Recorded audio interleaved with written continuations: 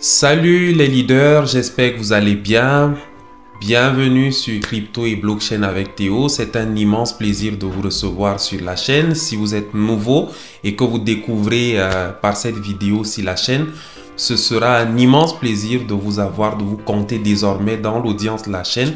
Et pour cela, vous êtes encouragé à vous abonner et à activer la cloche de notification. Bien, aujourd'hui nous parlons un peu du GCV. Le GCV qui est, comme la communauté a convenu de l'appeler, le Global Consensus Value. On parle ainsi de Pi Network. Le Global Consensus Value. Très intéressant de voir de par le monde que ce Global Consensus est soutenu par les pionniers dans les différents coins du globe.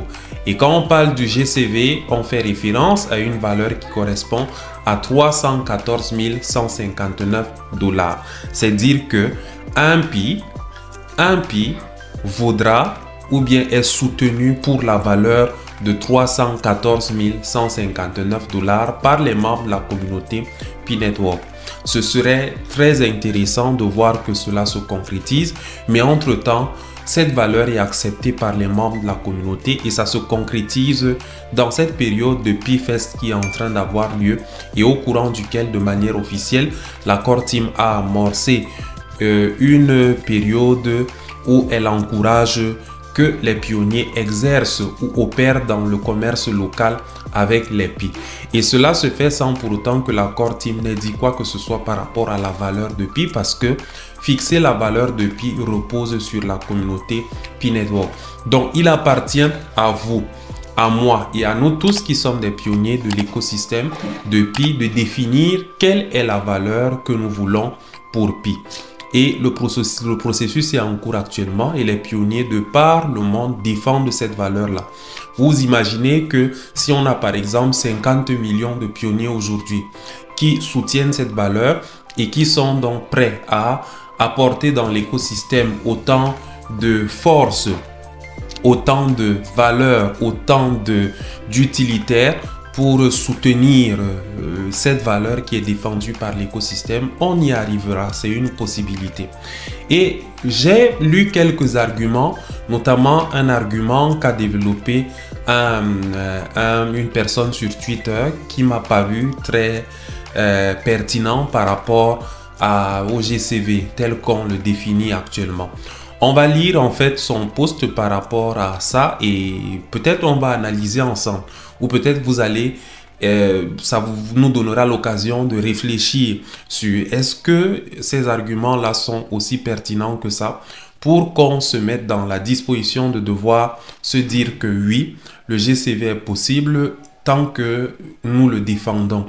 Et donc, moi personnellement, ça a changé en quelque sorte ma perception par rapport au GCV parce que vous le savez, j'ai eu quelques hésitations, j'avais des hésitations d'une certaine façon. C'est vrai, je garde encore un peu d'hésitation, mais toujours est-il que quand on voit une communauté se lever et défendre quelque chose, le fait que cela soit fait, ça donne des signes de ce que on peut faire confiance en la capacité de cette communauté-là de mettre également tous les éléments nécessaires à disposition pour que cette valeur-là arrive et se concrétise effectivement. Donc, qu'est-ce que le post nous dit? Déjà, le post est d'un certain Eddie Cabas. Eddie Cabas. Donc, vous pouvez aller le chercher sur Twitter. Il publie beaucoup sur Pi. Et qu'est-ce qu'il dit? Bon, le message est en anglais. Je l'ai traduit en français. Alors, il dit: je vois beaucoup de pionniers se plaindre des frais de transfert après 1 an et demi depuis que nous avons découvert que le montant par défaut est de 0,1 Pi. Dans les frais de transfert, quand on fait des opérations en Pi, le montant par défaut des opérations, c'est 0,01 Pi. Donc, on pouvait s'attendre à ce que cela soit estimé en termes de pourcentage, mais en fait, ça, c'est le standard. De manière générale, toutes les opérations sont débitées à hauteur de 0,01 Pi comme frais d'opération.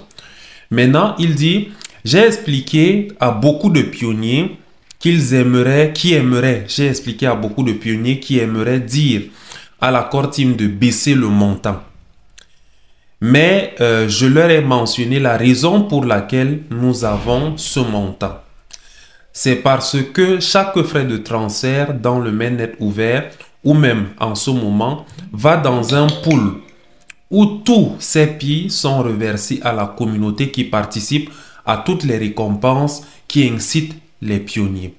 Donc, dans son explication, il dit le fait que la Core Team ait défini les frais comme tels. Donc, on sent que c'est défini tel que ce sera changé, ce sera modifié. C'est juste une étape qui caractérise un peu le fait qu'on est d'abord dans des expérimentations et puis on est dans l'encouragement des pionniers qui contribuent au réseau. Et donc, tous ces frais qui sont dégagés dans des opérations qui ont lieu dans le réseau sont redistribués à la communauté en fonction donc des contributions que chacun apporte. Donc en soi, ce ne sont pas les frais définitifs. Donc ce ne sont pas des frais définitifs. Ce sont des frais qui sont définis dans un contexte où il est question d'abord de les utiliser. Ça va dans un pool qui est donc cette réserve là, donc tout ce qui est amassé là-bas en termes de frais, tout ce qui est donc réuni là, ça sert pour soutenir le travail de la communauté et c'est donc redistribué même encore. Et il continue à dire que donc si pour une raison ou une autre il baisse les frais, le projet ne sera pas en mesure de récompenser les futurs pionniers qui nous rejoindront. Tous ces membres qui gèrent les nœuds, l'utilisation d'applications, etc. Alors s'il vous plaît, ne vous plaignez plus de cela et acceptez-le une fois pour toutes. Bon, il a renchéri un peu ses arguments à la suite à travers un autre commentaire qu'il a partagé à la suite des réactions qui ont eu lieu par rapport à son tweet. Alors il dit « Je pensais que vous aviez lu le post. Les frais de transfert vont dans un pool où, à la fin de la journée, ils reviendront à tous les pionniers qui minent ce jour-là. » Donc, il dit, les frais de transfert vont dans un pool où, à la fin de la journée, ils reviendront à tous les pionniers qui minent ce jour-là. Tous les membres qui gèrent les nœuds, les membres qui créent des dApps, donc des Decentralized Apps, des applications décentralisées, qui utilisent des applications décentralisées, qui verrouillent des PI, etc. Aucun PI ne sera gaspillé. Il reviendra toujours à la communauté pour continuer à la récompenser. Donc, en lisant ça, ça a un peu changé ma façon de...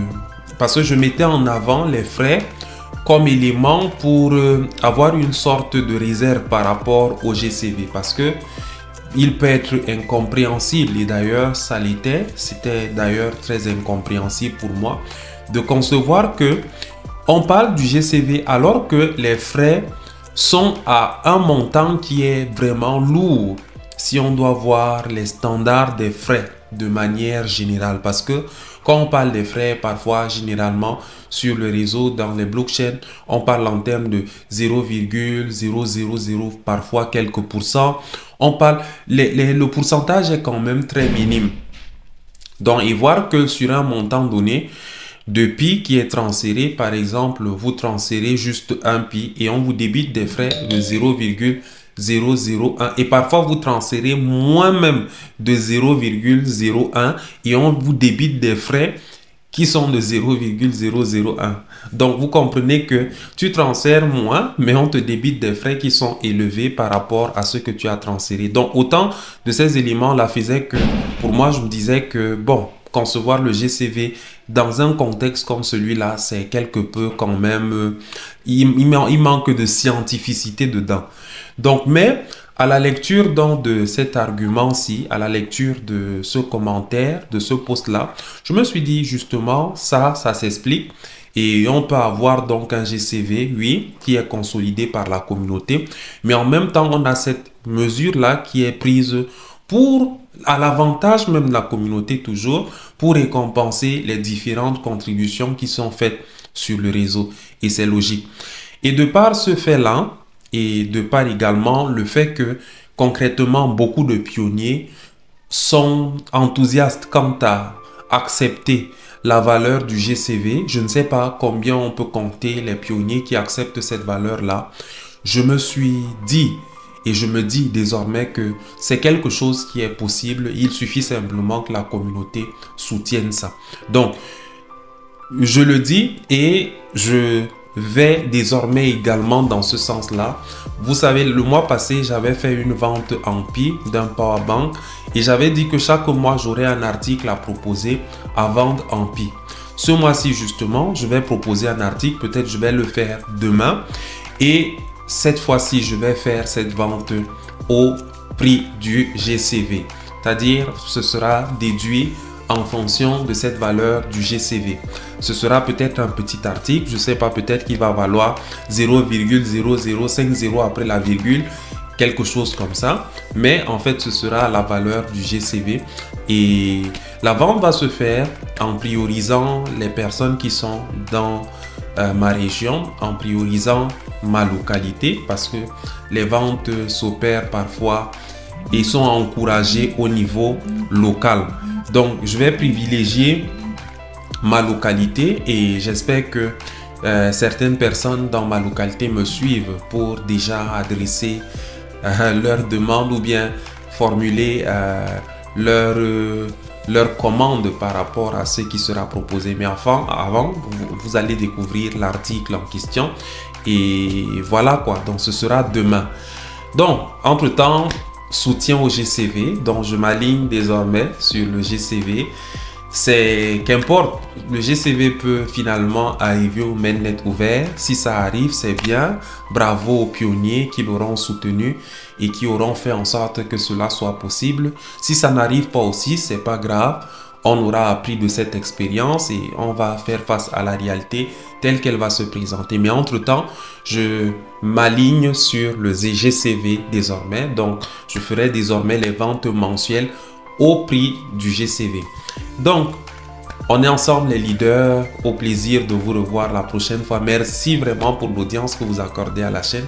On est ensemble. Je suis votre serviteur théologien Simansou. Et n'oubliez surtout pas de miner vos Pi. Pour ceux qui n'ont pas encore rejoint le projet, vous avez un code ou bien un lien d'invitation juste en description. Et donc, n'hésitez pas de rejoindre le projet.